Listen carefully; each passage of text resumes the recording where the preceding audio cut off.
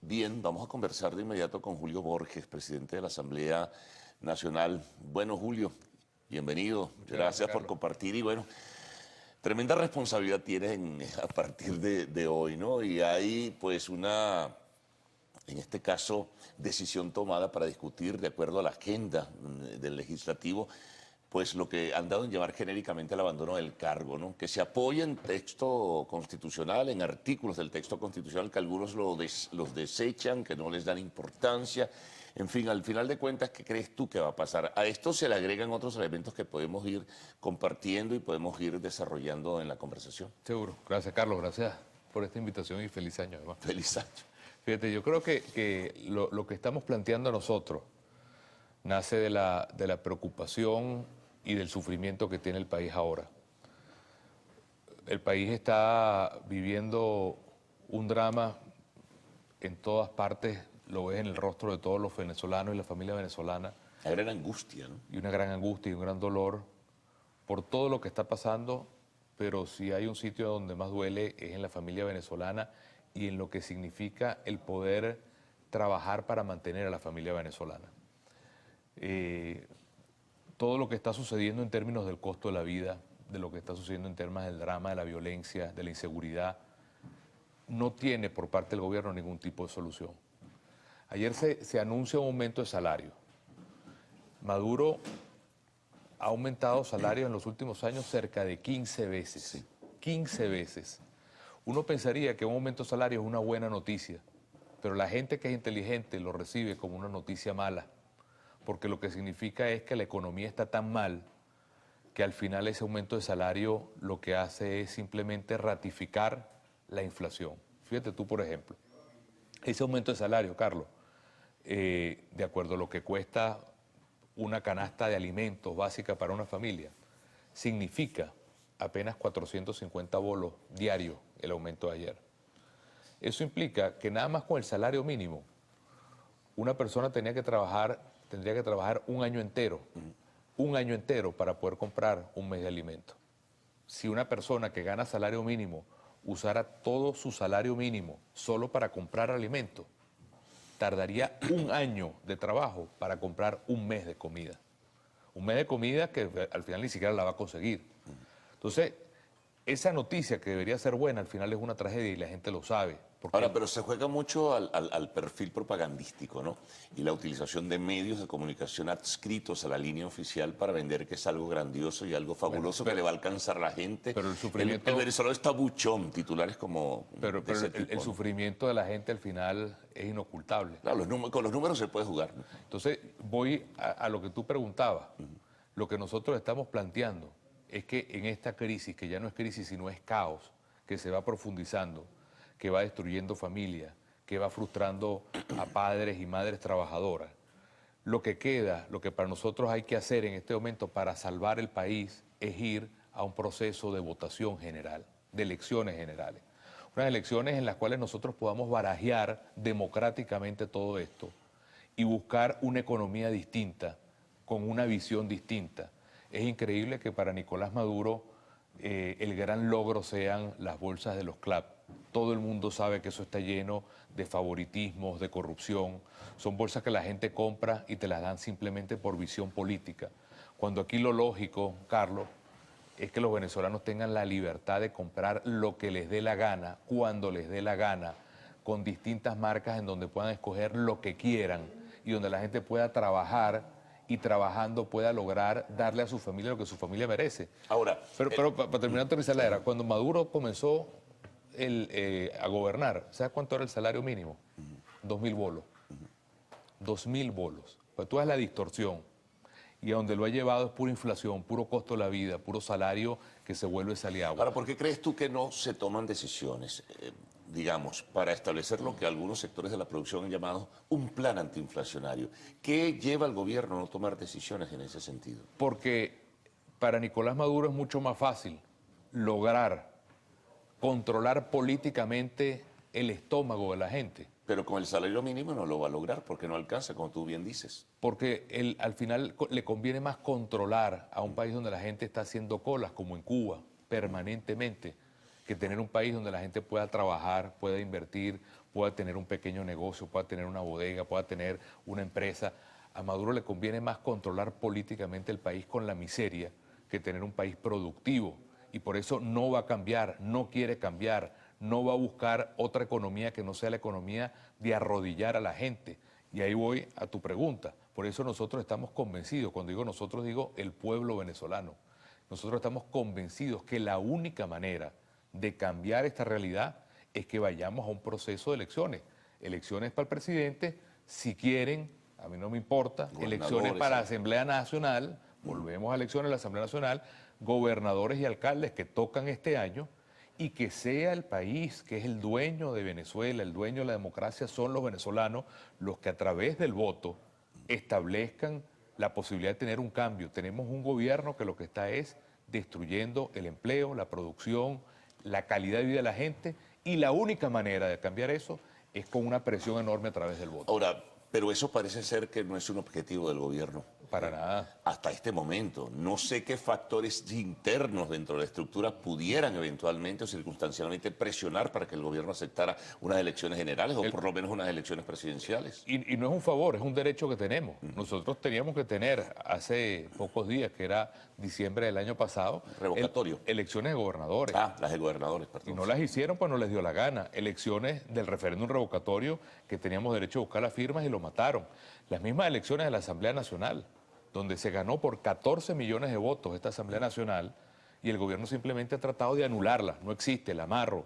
Utilizo la justicia para volverla una asamblea que esté totalmente postrada. Por cierto, se espera una sentencia del Tribunal Supremo de Justicia a solicitud de la bancada oficial para que se pronuncie sobre la escogencia de la nueva directiva. Claro, pero al final, ellos lo que no pueden es pensar que simplemente con esos trucos van a cambiar la realidad de sufrimiento y la realidad del deseo de cambio que quieren los venezolanos.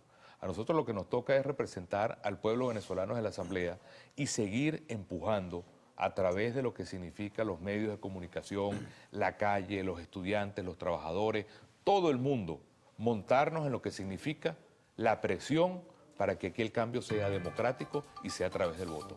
Ese es el reto que tenemos hoy, y cuando planteamos el abandono del cargo es más bien como una especie de solución que le planteamos a todo el país para ir inmediatamente a un proceso de elección. Ahora, ¿qué pasa? Ya nos vamos a ir a la pausa. ¿Qué pasa si se aprueba hoy el abandono del cargo? ¿No? El gobierno dirá: quítame estas pajas, que eso a mí no me interesa ni lo voy a asumir como tal. No importa, porque lo que estamos nosotros es mostrándole a Venezuela entera que estamos en sintonía con lo que quiere el país, que es un cambio, que es lograr un cambio y que ese cambio sea democrático y que ese cambio aterrice en darle a todos los venezolanos, a todos, a través del voto, incluyendo a las Fuerzas Armadas que votan en Venezuela, la oportunidad de cambiar de esta Venezuela arruinada a una Venezuela de progreso, de esta Venezuela violenta a una Venezuela de paz, de esta Venezuela dividida a una Venezuela unida. Ese es el reto.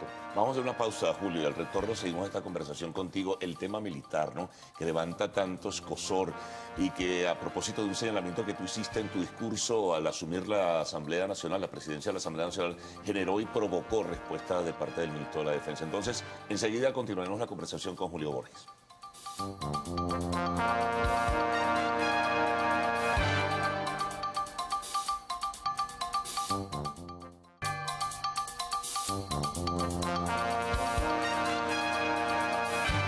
Bueno, continuamos con el presidente de la Asamblea Nacional, Julio Borges. Bueno, Julio, dejábamos un planteamiento. Esto tiene que ver con un tema que es sensible, ¿no? Para muchos lo consideran de esta forma, que tú tocaste en el discurso. El tema militar, respondió el ministro de la Defensa sobre su apego a la constitucionalidad y el apego al gobierno como tal. ¿Qué significó esto? Te acusaron de conspirador. Bueno, al margen de los insultos que te ha mandado Maduro, ¿no?, y todas las cosas que ha dicho, que tú te la arrodillaste, que tú estabas conspirando, ayer dijo que tú estabas en una maniobra, bueno, todo tipo de cosas alrededor del tema militar. Yo no voy a perder tiempo ni en las mentiras ni en los insultos. Para mí lo importante es lo siguiente: el mensaje que tiene que tener Venezuela entera clara, incluyendo la Fuerza Armada, es que hoy en Venezuela se gobierna fuera de la Constitución. No solamente se gobierna fuera de la Constitución, se gobierna en contra de los derechos y los valores de la Constitución.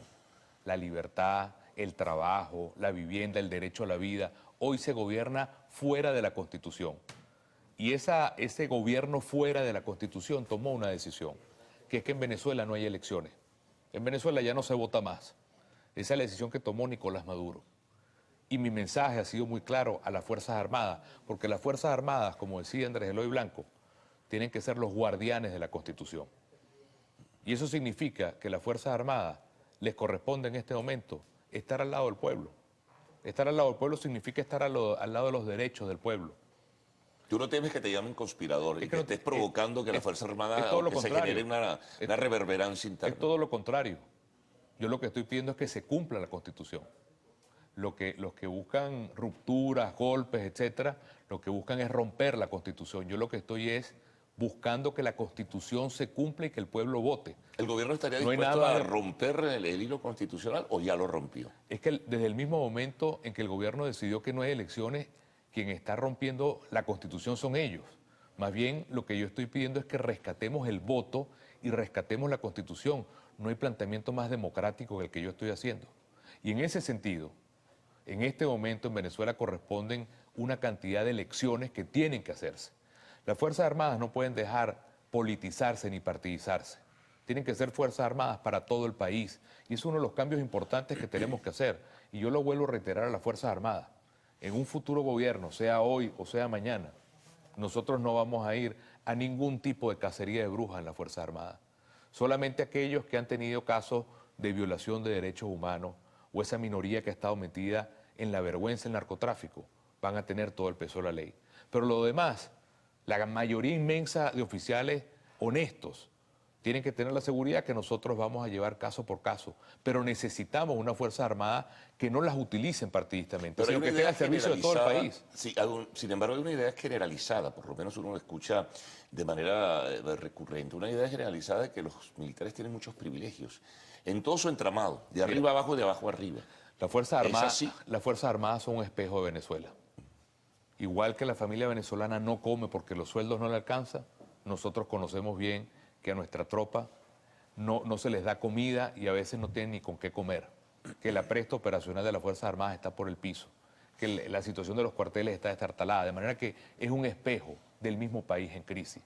Y en ese sentido, lo importante es que nosotros podamos darle a Venezuela hoy un mensaje muy claro.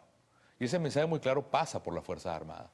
Y ese mensaje significa volver a rescatar la Constitución en el país y el voto.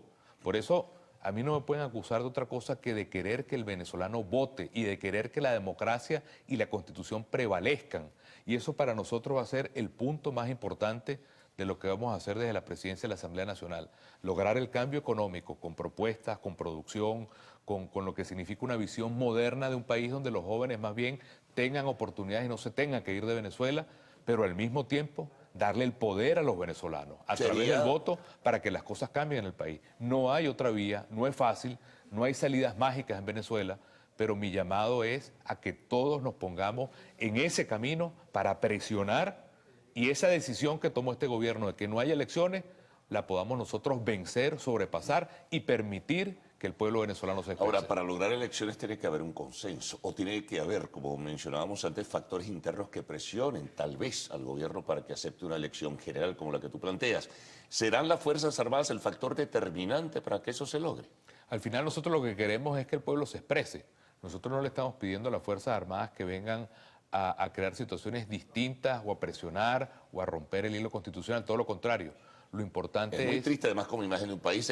Si eso fuese así, seríamos un ejemplo de un país primitivo, como muchos piensan que es Venezuela. Aquí lo importante es darle el protagonismo que está en la Constitución, que Nicolás Maduro se lo ha negado al pueblo y permitir que nuestro pueblo vote. Este año corresponden elecciones de gobernadores que no las permitieron el año pasado.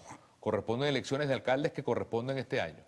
Si quieren hacer elecciones de la Asamblea Nacional, vayamos a elecciones de la Asamblea Nacional. Pero lo más importante, que es un cambio de gobierno, para tener una eso hay una elección, tiene que haber una elección presidencial. Y el problema allí se tranca, ¿no? No se tranca. Porque si tú crees verdaderamente en lo que está en la Constitución y si tú crees verdaderamente que el pueblo es el protagonista como está en la Constitución y como siempre fue el proyecto que ellos cacarearon, vayamos al pueblo, vayamos a preguntarle a la gente si quiere esta economía que somete, destruye y arruina a los venezolanos con inflación o queremos un país donde haya paz, donde haya prosperidad. Yo estoy seguro que el pueblo venezolano quiere ese cambio Y el deber nuestro es abrir las puertas al voto y a la Constitución. Finalmente, Julio, bueno, se aprobaría eventualmente el abandono del cargo bajo los argumentos que tú presentaste en el día de hoy en la Asamblea. Mañana Maduro cumple su tercer año, ¿no? Entonces, al frente de la presidencia de la República. ¿Qué va a pasar a partir de mañana? Es la misma, como les dije hace segundos, no hay una salida fácil, no hay una solución mágica. Lo que nos toca a todos los venezolanos, y llamo a todos los venezolanos a que podamos juntos empujar esta solución que estoy seguro que todo el mundo quiere, empujar a que podamos tener la presión para que cada uno de nosotros pueda lograr con el voto el cambio en el país. No hay soluciones mágicas, no hay nadie que nos vaya a regalar este punto. Tenemos que lucharlo, tenemos que presionarlo, y a pocos días del 23 de enero, que sí es una fecha importante, no la fecha en la que Maduro asumió el poder, sino el 23 de enero, que fue la fecha en la cual el pueblo venezolano entero tomó la decisión de que quien le había robado unas elecciones, que fue Pérez Jiménez, saliera del poder y fuéramos a un proceso electoral. Ese tiene que ser para nosotros la visión de fuerza para seguir luchando por una Venezuela distinta. Bueno, muy bien, muchas gracias. Bueno, estaremos pendientes, ¿no? La sesión a las 2:30 de la tarde. Así es. Bueno, gracias Julio Borges por haber estado con nosotros. Bueno, hacemos una pausa y al retorno, pues estaremos con el segmento de lo actual.